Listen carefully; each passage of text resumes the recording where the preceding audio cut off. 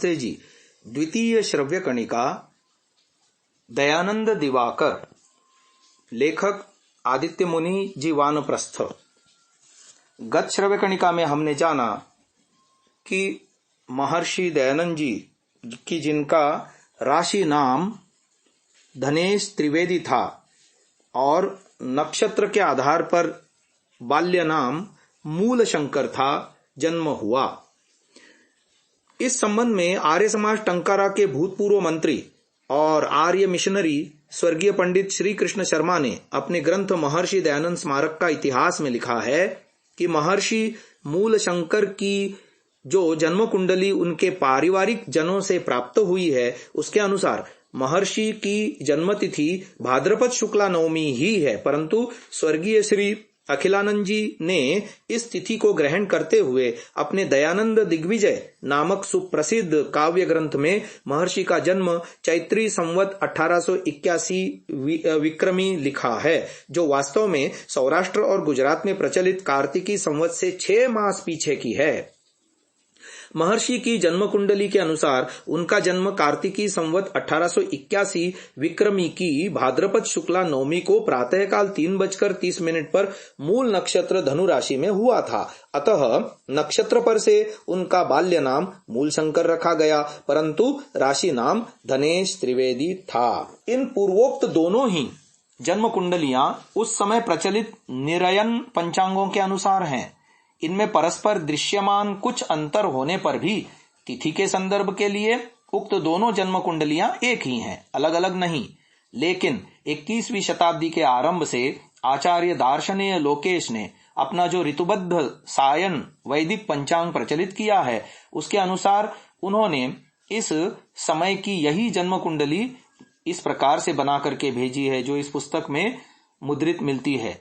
उन्होंने मुझे लिखा है कि मैं इसलिए 20/9/1825 ईस्वी प्रचलित और तात्कालिक पंचांगों के कार्तिकादि संवत 1881 के भाद्रपद शुक्ल नवमी मंगलवार की तिथि को महर्षि के जन्मदिन के रूप में निर्धारण की प्रामाणिकता देख रहा हूं, क्योंकि इसमें पूरी ग्रह स्थितियों का समायोजन देखा जा रहा है। अन्य लोग केवल मूल नक्षत्र की चर्चा करके ही निष्कर्ष पर पहुंचने की कोशिश कर रहे हैं। वे भूल जाते हैं कि मूल संजक नक्षत्र तो एक महीने में 6 होते हैं, जबकि समूची ग्रह संयोजन की स्थिति एक और केवल एक ही होती है। इसलिए सभी आर्यजनों को अब किसी तरह से महर्षि की जन्मतिथि के निर्धारण में शंका नहीं करनी चाहिए। देश और दुनिया के आर्यजनों से मेरा कहना है कि यह समस्या अब सर्वदा और सभी के लिए स्वीकार्य रूप से हल हो चुकी है। वैदिक पंचांग में इस तिथि को आश्विन शुक्ला नवमी को दर्शाया जाएगा और सभी देशवासियों को इस तिथि को दयानंद नवमी के रूप में मनाना चाहिए। उक्त जन्म कुंडली के संबंध में कुछ ज्ञातव्य विवरण भी इस प्रकार हैं। लग्न, ये कुछ अंक दिए गए हैं, उसको हम छोड़ रहे हैं। बालक मूल शंकर के रूप में पुत्र लाभ होने पर उसके माता पिता दोनों ही आनंदित और प्रसन्न हुए थे। इसके लिए उसकी माताजी ने बहुत पहले से ही मनौती मना रखी थी कि संतान लाभ होने पर विष्णु भगवान के नाम पर 1000 ब्राह्मणों को भोजन कराऊंगी, संतान के वजन के अनुरूप सोना चांदी ब्राह्मणों को दान दूंगी। अतः ऐसा ही बालक की छठी पर अर्थात भाद्रपद शुक्ला चतुर्दशी सोमवार दिनांक 26 सितंबर 1825 ईस्वी को किया भी गया था। सोना चांदी के अंदर इस बालक की माताजी के आभूषण और पिताजी के मुहर सम्मिलित थे। इस अवसर पर मौरवी नगर के सेठ श्री सुंदरजी शिवजी ने भी अपनी ओर से भेंट स्वरूप टंकारा महल के रिवटदार राजस्व अधिकारी जो करसनजी लालजी त्रिवेदी के घर सौगात झबला के रूप में 116 रुपये का सामान भेजा था। अब बालक का नामकरण संस्कार होता है, वो घटना बता रहे हैं। इस बालक के जन्म के 100 दिन बाद अर्थात 29 दिसंबर 1825 ईस्वी गुजराती मार्गशीर्ष कृष्ण 4 गुरुवार को उनका नामकरण संस्कार उसके पिताजी श्री लालजी तिवारी और कुल पुरोहित के सहयोग से किया गया था। इस समय एक विवाद पैदा हो गया था। बालक का पिता चाह रहा था कि पुत्र का नाम उनके आराध्य शिवजी के नाम का संकेत करता हुआ हो और माता चाह रही थीं कि पुत्र का नाम उनके आराध्य विष्णु भगवान के नाम के अनुसार हो। इससे बालक के माता पिता दोनों के मध्य ही मतभेद उत्पन्न हो गया था। इस दृश्य को देखकर सभी आमंत्रित व्यक्ति स्तंभित रह गए थे। तब बालक के नाना जी ने विचार करके उस समय इस बालक के 2 नाम रखवा दिए थे, जो उसके माता पिता दोनों की ही इच्छाओं का प्रतिनिधित्व करते थे। ये 2 नाम मूल शंकर अथवा मूल जी और दयाराम अथवा दयाल जी रखे गए थे। इनमें से पहला शिव का और दूसरा विष्णु का द्योतक था, क्योंकि पौराणिक जगत में राम को विष्णु का अवतार ही माना जाता है। बाद में यह बालक इन्हीं नामों से उसके माता पिता और अन्यों द्वारा उनकी अपनी अपनी इच्छानुसार संबोधित किया जाने लगा।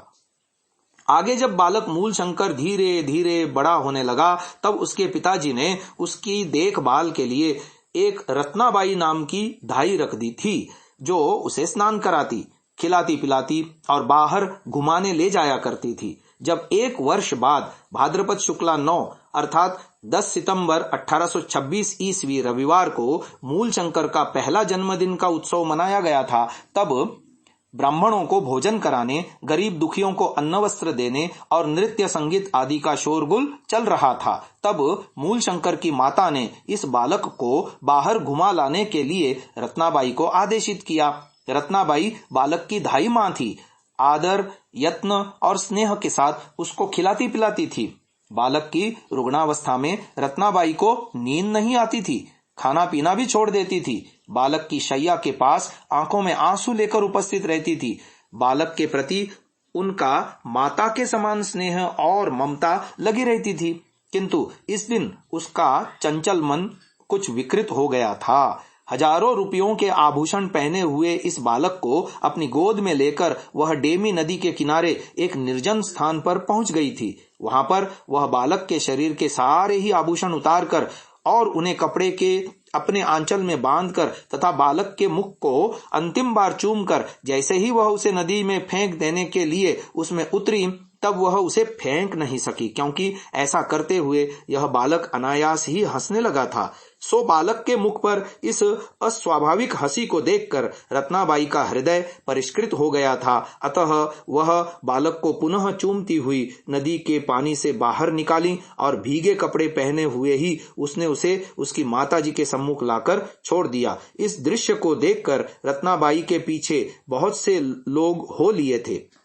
रत्नाबाई ने विलाप करते हुए उन सबके सम्मुख सब हाल कह सुनाया और आंचल में बंधे हुए आभूषणों को खोलकर बालक की माता के सम्मुख रख दिए और एक बार बालक को पुनः अपनी गोदी में लेकर उसे चूमा तथा मैं प्रायश्चित्त करूंगी ऐसा चिल्लाती हुई वह वहां से भाग गई। इस समय तक बालक के पिता करशन जी भी वहां आ गए थे।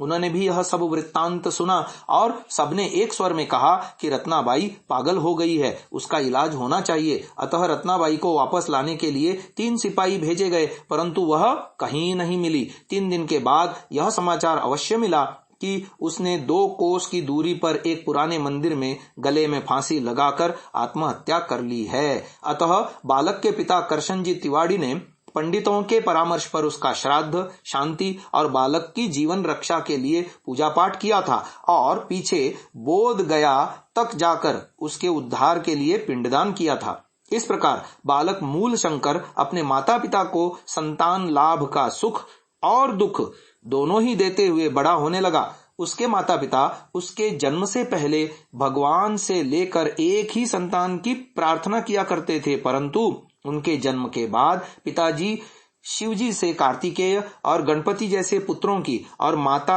जी विष्णु भगवान से लक्ष्मी और सरस्वती जैसी कन्याएं मांगने लगी थीं। सो मूल शंकर की पीठ पर चौथे वर्ष में अर्थात संवत 1885 गुजराती में किसी दिन उनकी एक पीठ पर की छोटी बहन उत्पन्न हुई, जिसका बाद में नाम रत्नबा रखा गया। आगे की चर्चा हम कल की श्रव्य कर्णिका में आपको सुनाएंगे। इसको यहीं विराम देते हैं। ओम।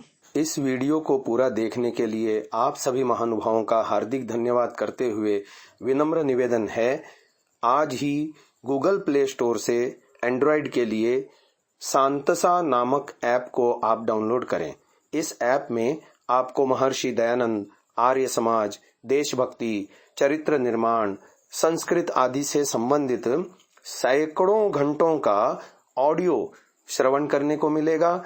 इसके अलावा विभिन्न विषयों पर आलेख, सुविचार, प्रदर्शनी एवं बहुत सारे PDF पुस्तकें भी इस ऐप के माध्यम से आप सुन सकते हैं, देख सकते हैं, लाभ उठा सकते हैं, अन्यों के साथ साझा भी कर सकते हैं। धन्यवाद।